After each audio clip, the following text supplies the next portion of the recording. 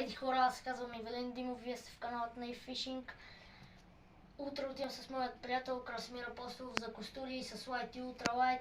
Утре ще се включваме на влог. Това беше от мен за тази вечер, хора. Пожелавам ви лека вечер и винаги успех. Ай! Така, хора, само да ви кажа за последно. Извинявам се за треперенето, което правих през всички видеа, които снимах.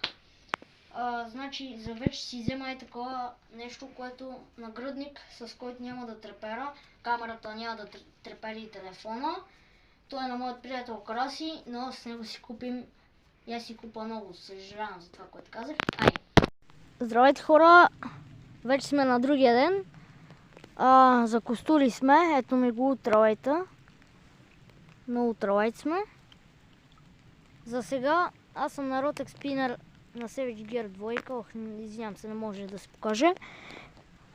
На Rotex Spinner 2 и мятам. До сега мятахме на силикони, на всичко, но без успех.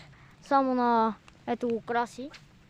Хора, аз имах успех на една двойна блесна на Ultralight въдичката ми, новата ми въдица на Osako Dark Angel. Много хубава въдичка, но аз съм взел и въдица 520 на Shimano Katana, защото ми изкъса трофеен костур, наистина трофеен костур ми изкъса и за всеки случай съм взел и големата въдица, за да може да имам някакъв контрол над тях. Не знам дали ще се види. Това е блесничката, на която мятам.